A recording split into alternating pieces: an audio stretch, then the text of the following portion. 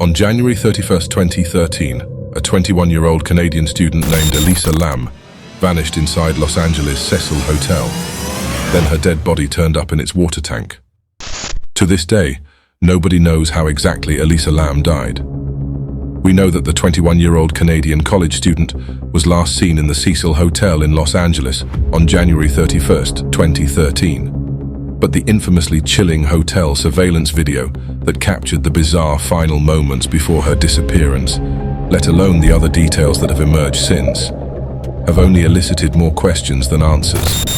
And ever since her body was discovered in the hotel's water tank on February 19th, her tragic demise has remained shrouded in mystery. Elisa Lam stepped foot in LA on January 26, 2013, after a train journey from San Diego via Amtrak. Her destination was Santa Cruz, a pivotal stop on her solo adventure across the West Coast. Escaping the confines of her studies at the University of British Columbia in Vancouver, her hometown, this trip was intended as a much-needed respite.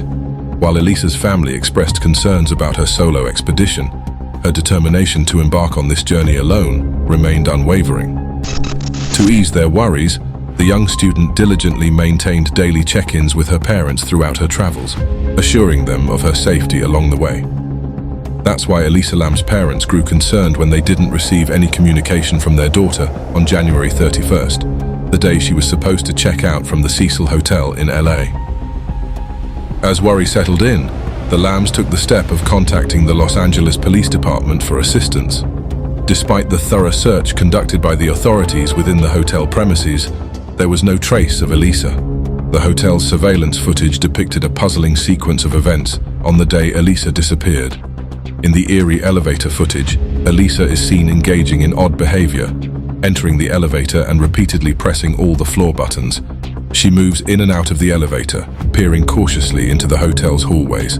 Her actions are perplexing as she steps in and out several times, and in the final moments of the video, she stands near the door, making erratic hand movements. The footage captured no one else apart from Elisa.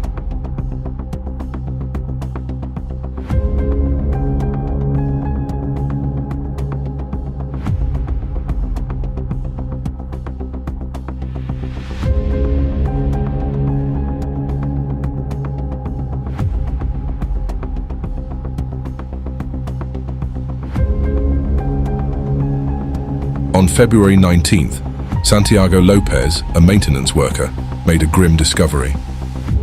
Responding to complaints from hotel guests about water issues, he found Elisa Lam's lifeless body floating in one of the hotel's water tanks.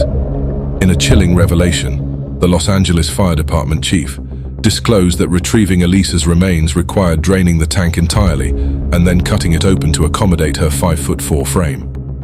This macabre discovery only deepened the inexplicable circumstances surrounding Elisa Lam's tragic demise at the Cecil Hotel. The mystery shrouding Elisa Lam's death, her lifeless body found eerily dressed in the same attire as seen in the hotel's surveillance video, remains an unsolved enigma. How her corpse ended up floating within the confines of the hotel's water tank, and whether there was any involvement from another party, remains unknown. Hotel staff, in their statements to authorities, confirmed that Elisa was consistently seen alone within the hotel premises. However, among the last individuals to have seen Elisa alive was Katie Orphan, the owner of a nearby establishment ironically named The Last Bookstore. Orphan vividly recalled Elisa purchasing books and music, intending to gift them to her family back in Vancouver.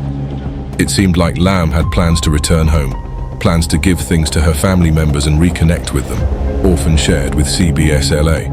When the autopsy results surfaced, they only added to the perplexity surrounding Elisa's demise. The toxicology report confirmed traces of medication consistent with her bipolar disorder. Surprisingly, there were no signs of alcohol or illicit substances in her system. Amateur investigators fervently delved into these findings, with one Reddit user with medical expertise highlighting details from the report suggesting a potential lapse in Elisa's medication regimen, given her diagnosis of bipolar disorder and depression. This revelation led some to speculate that irregular medication adherence might have contributed to Elisa's peculiar behavior in the elevator. Hotel manager Amy Price's court testimony seemingly supported this theory, revealing that Elisa had initially shared a room but was later relocated due to concerns raised by her roommates about her odd behavior.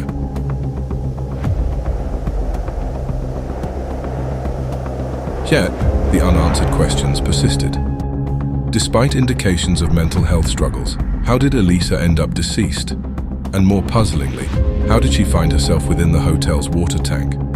The autopsy revealed no clear signs of foul play, although limitations arose due to the state of decomposition, hindering a comprehensive examination, particularly of the blood.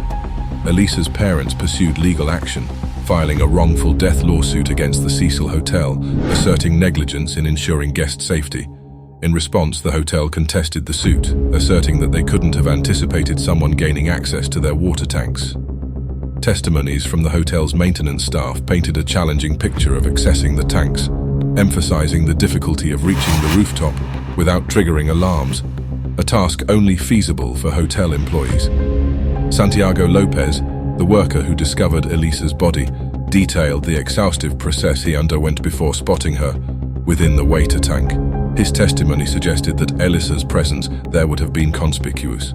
The hotel's chief engineer corroborated these claims, affirming the intricate security measures in place, implying that accessing the rooftop undetected would be near impossible without triggering alarms that reverberate through the hotel's upper floors.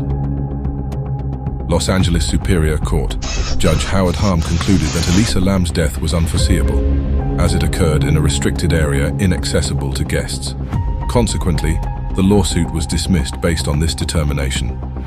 In a 2016 interview with Waypoint, Andrew Allenson, co-founder of Axe Studios responsible for the YIIK game, reflected on Elisa Lam's tragic death and its impact on their game's development. He lamented the lack of a comprehensive official narrative about her demise, emphasizing the unfortunate focus on sensational aspects rather than empathizing with the young woman who lost her life. Allenson questioned why people predominantly fixated on her medication adherence rather than recognizing her as an individual with a story beyond the tragic circumstances of her death. While the truth behind Elisa Lam's death remains elusive, the enduring fascination and intrigue surrounding this enigmatic case have persisted within the collective consciousness of the public.